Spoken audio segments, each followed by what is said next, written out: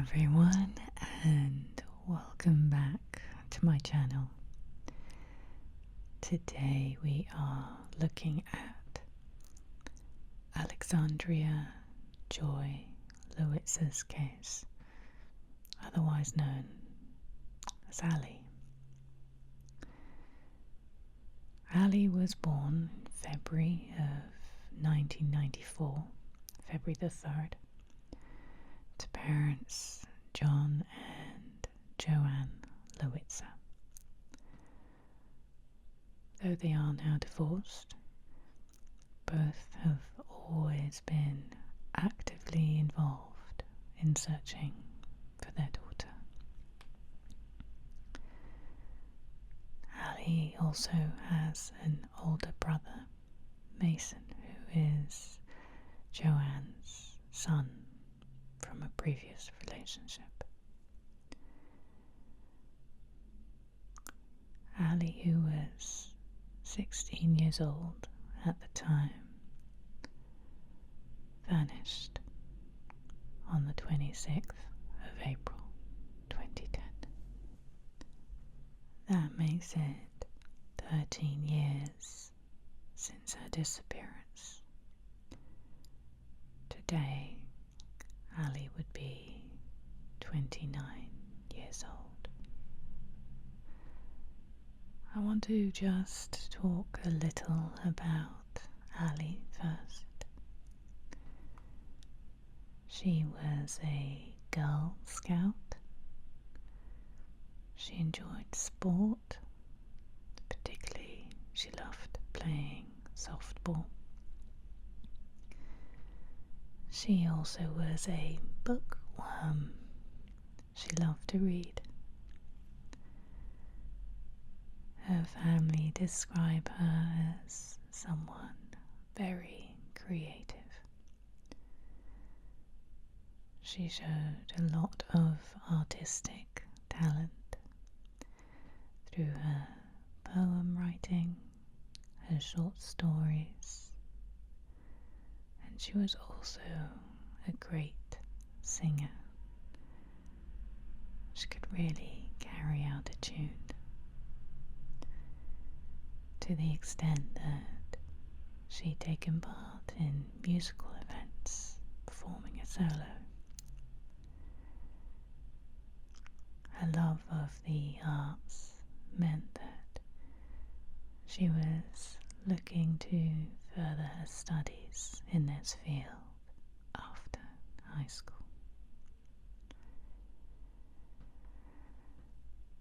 So now going back to 2010,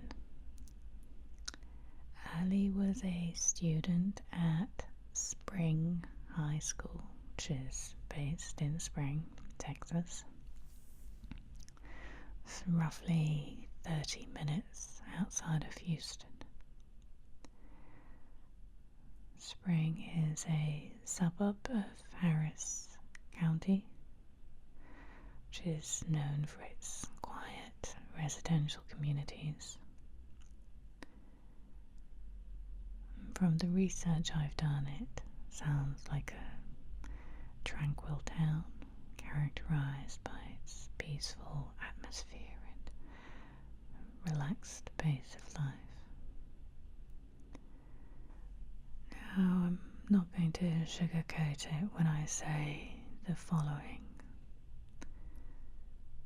The performance of the police in Ali's case was a significant disappointment and letdown.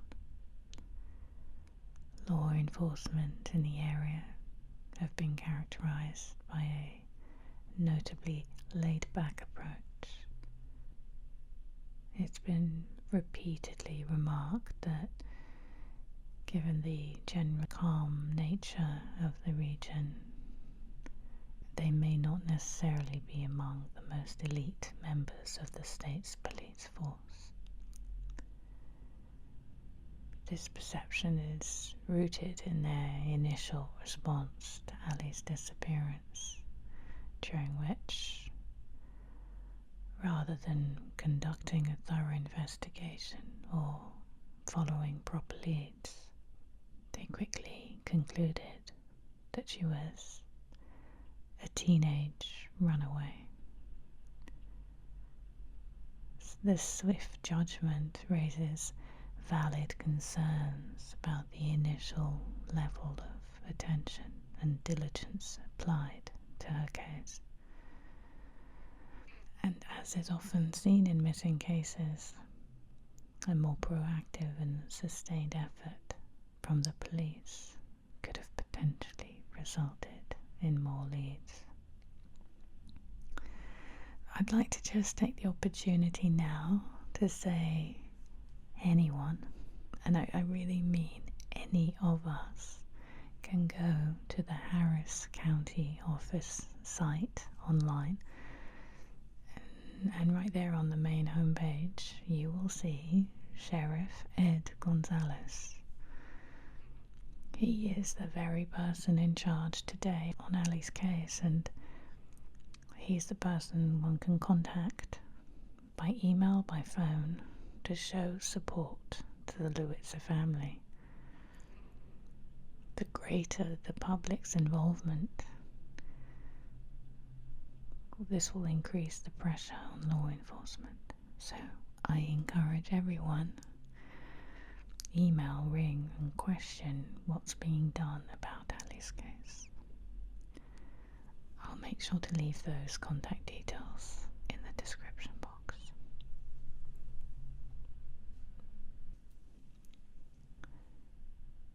So let's now look at Monday the 26th of April 2010.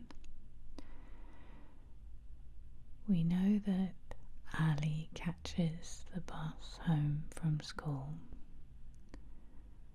The bus drops her off 250 feet from her home. There are eyewitnesses who say she's seen standing at the bus stop, texting on her mobile, on her cell phone. She's called Joanne, her mum, to ask permission to walk to her part-time job, which is at the burger barn, to pick up her paycheck. This is a part-time job that she's only been at a few weeks. Now, I understand that it's her parents who would normally drive her there, but on this occasion she rings Joanne to say she's also forgotten her house keys and she's not going to be able to let herself in. So could she walk the 10-15 minutes down the road, and as well as picking up her paycheck, can she see if she can score a shift? This is met with some reluctance because of the route that Ali would be walking along. They're high traffic roads, they're partially unpopulated, meaning that there's really nothing there other than heavy traffic coming and going to a business populated area. But most of all, the hesitation and concern that Joanne has is down to the fact that these roadways lack sidewalks. But Ali is insistent, so Joanne calls Ali's brother, Mason, and she asks him to leave the front door unlocked so that when Ali gets back, she can let herself in. But by the time Ali's bus drops her off, Mason's already left the house to meet his friends.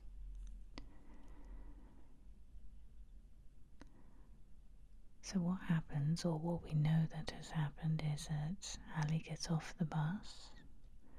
She's seen walking towards the house, and then she swivels round, changing direction. She then begins walking in the direction leading to the burger barn. this indicates to me that she's either on the automatic walking towards home, and on realizing her mistake she turns around, or she receives a text whilst walking home, and then the message in the text makes a change direction. We don't know. What we do know is that within 10 minutes of Ali getting off her bus, her phone switches off. In the act of Ali's phone being switched off, tracking methods become ineffective. It meant that her phone automatically stopped sending signals to GPS satellites, making it impossible to pinpoint a location from then on. It also meant that her phone stopped communicating with nearby cell towers, turning the triangulation method useless. It is possible that Ali's phone was low on battery, but it was reported at the time that she was in the middle of texting when her phone abruptly disconnected. This has led to suspicions of foul play. We'll come back to this in more depth later.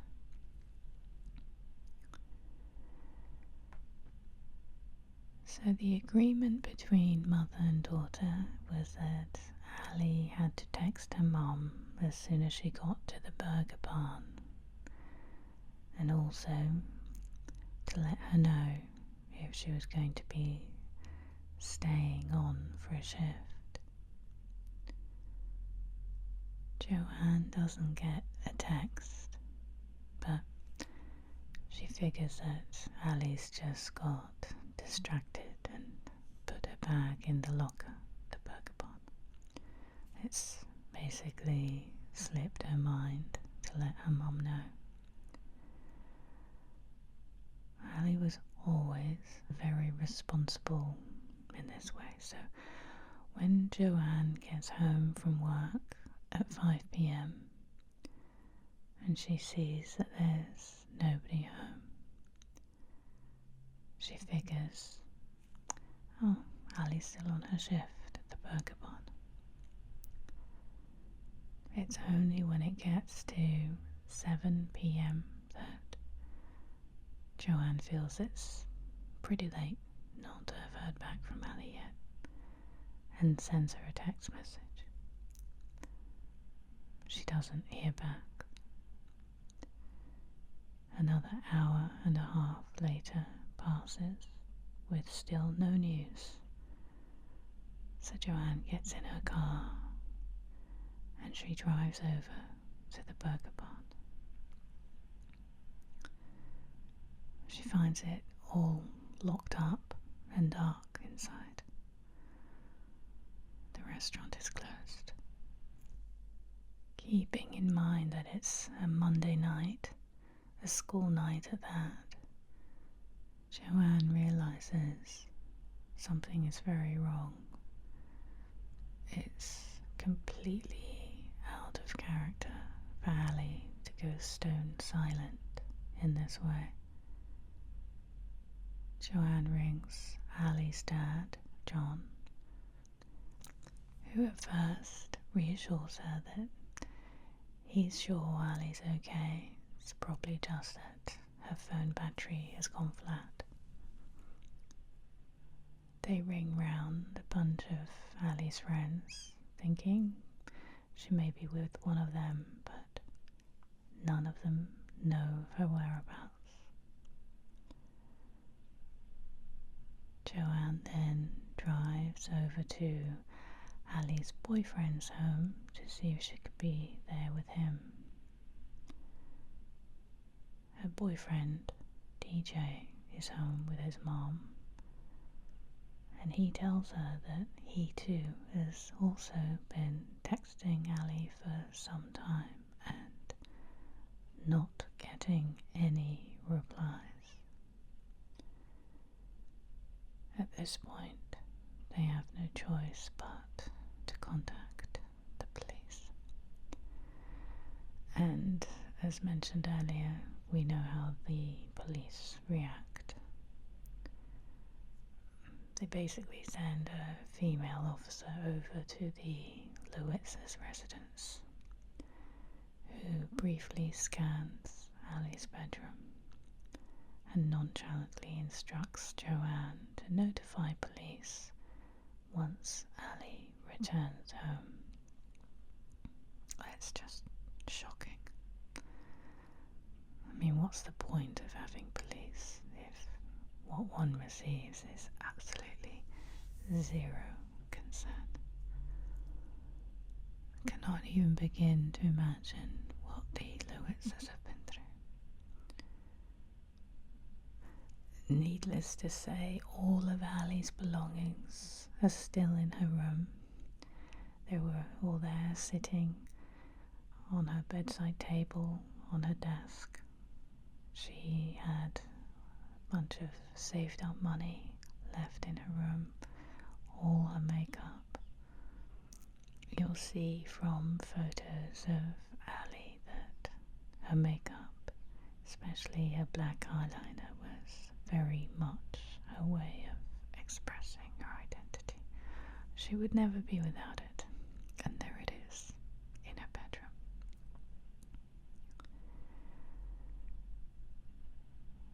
Left without any help from the police, Joanne and John take it upon themselves to search for their daughter.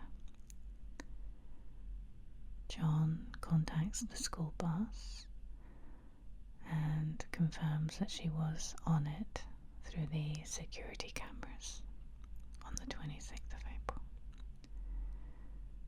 He also goes to the burger barn himself and he questions the staff.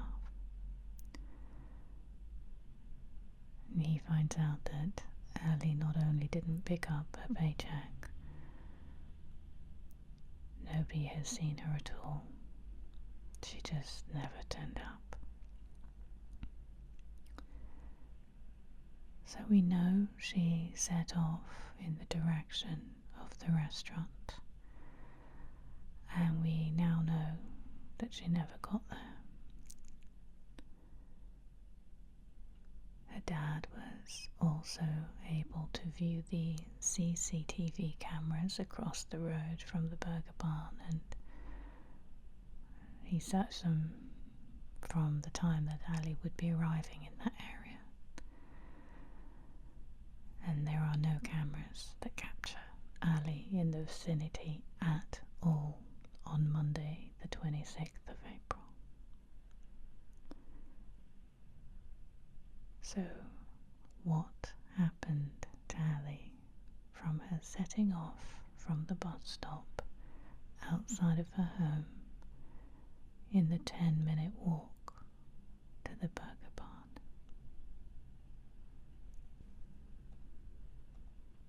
Private investigators were put on the case. There were a couple who worked pro bono, and these were the guys who really turned up trumps. One PI followed a lead from someone who called in, having seen a white van pull over and chat to someone on the same day at the same time as Ali's walk along that route. Though the caller was unable to give a reg plate number, there was a connection made to convicted murderer Brandon Laverne, who just so happened to have family in that area. The PI thought it was no coincidence that Laverne who was known to have a white van, had then driven it 50 miles away and set it aflame. However, as it turned out, law enforcement was adamant that Laverne had a solid alibi. He was dropped altogether as a person of interest.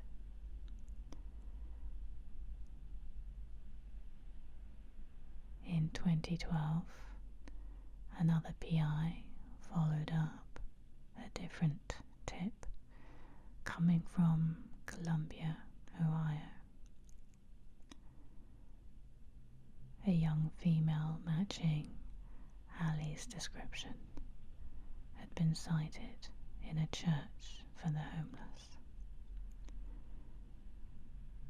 The PI believed that Spring, being in such close proximity to the big city, increased the possibility that Allie could have been targeted due to the alarming cases of human trafficking in Houston. The PI's concerns behind the abrupt shutdown of Allie's phone pointed to the unsettling possibility that an experienced predator, well versed in the tactics of the trade, may have been prowling the vicinity.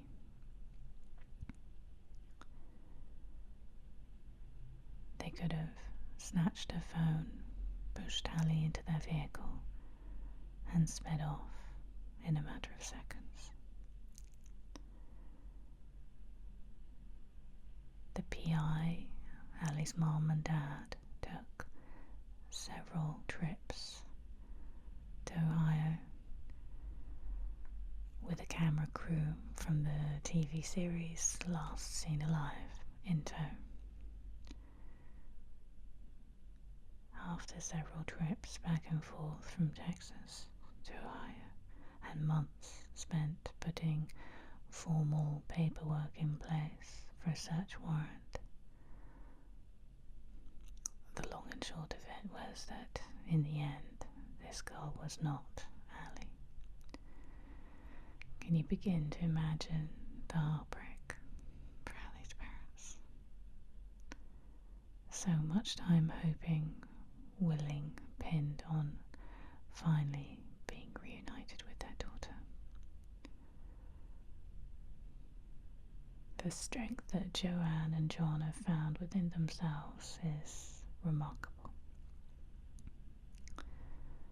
And yet, further still to the lack of support they received from authorities,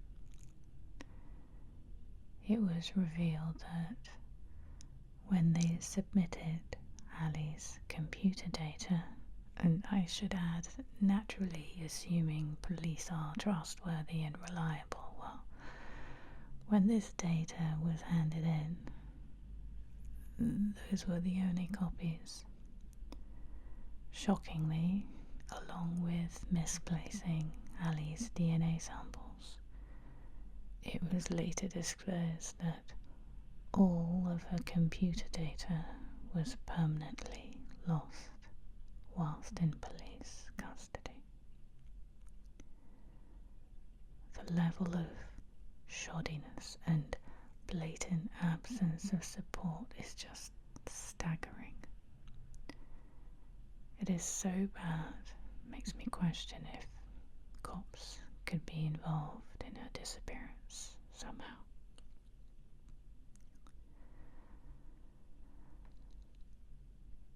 Now, where the Lowitzers did find support was through the Laurie Recovery Centre. Numerous volunteers joined forces to comb through the woods, knocking on doors in search of any information. And additionally, the group reached out to local newsrooms to raise awareness about Ali's disappearance, and a reward of $25,000 was offered for any valuable information leading to Ali's whereabouts. So the Laurie Recovery Centre played a pivotal role in rallying community support, demonstrating the collective determination to bring Ali home.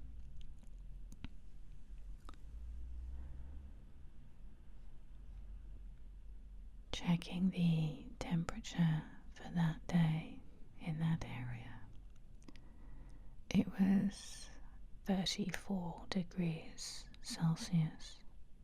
That's 93 degrees Fahrenheit. In my book, that's sweaty kind of hot.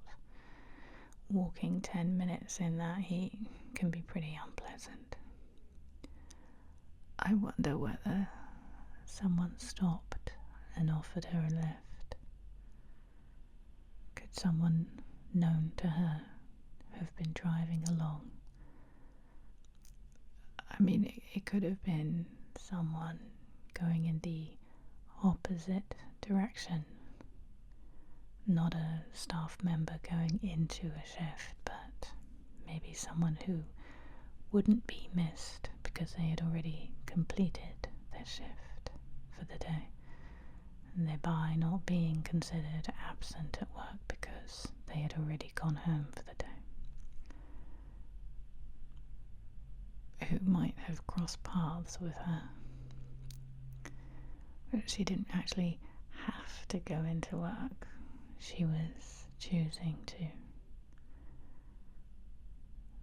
Might it have been more than one person driving away from her part-time workplace, giving her no reason to feel anything other than safe amongst new friends? It would be easy to join a couple of colleagues, jump in the car. I see it as a straightforward scenario, thinking along the lines of, I work with these guys, it's cool, I know them. It would seem natural for someone to suggest to Ali that she jump on in and they'll give her a ride, but hey, first they just gotta head elsewhere before dropping her off. Or, hey, you don't actually have to go in, hang out with us instead. Who knows? It's possible that she may have felt pressured to accept a lift by a known customer or someone connected to the job in some way. You know, thinking about it, I had that very thing happen to me when I was in my early 20s. Obviously nothing happened, but I remember really not wanting to get in the car, but it's one of those awkward situations where someone's being so inviting to turn down their offer, not get in their car. It appears downright rude. When you know one another, you see them every day. When you're at work, it creates an uncomfortable situation. You don't want to get into trouble with anyone by saying no to them. You want to be cool, even if you would much rather go on your own way. And yet, you find yourself politely saying yes and accepting a 2-minute lift. And that's all it takes.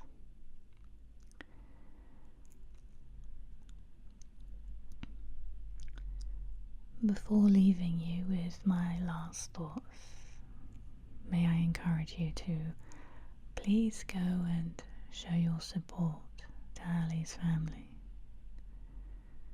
You can look up alexandrialowitzer.com, which is run by Joanne. And if you are on Facebook, please check out Hope for Ali as well.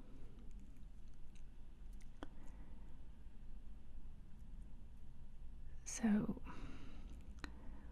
what's left in my mind is this. Staff at the burger barn were investigated, of course, but knowing how shoddy the police investigation was on Ali's case, it's questionable how thorough they were. Because in the end, it could have been anyone in and around the burger barn. What other people worked around there at the time? There are always various friends and family members who drop people off, you know? People who don't actually work there, but they're known to us. The brothers, sisters, cousins, sons, the daughters, the boyfriends, the girlfriends, the husbands, wives, uncles, aunts. You name it, there are always those people who regularly drop others off who are known to us. Did every single person who drove others to and from work, were all those drivers carefully sifted through, investigated and questioned?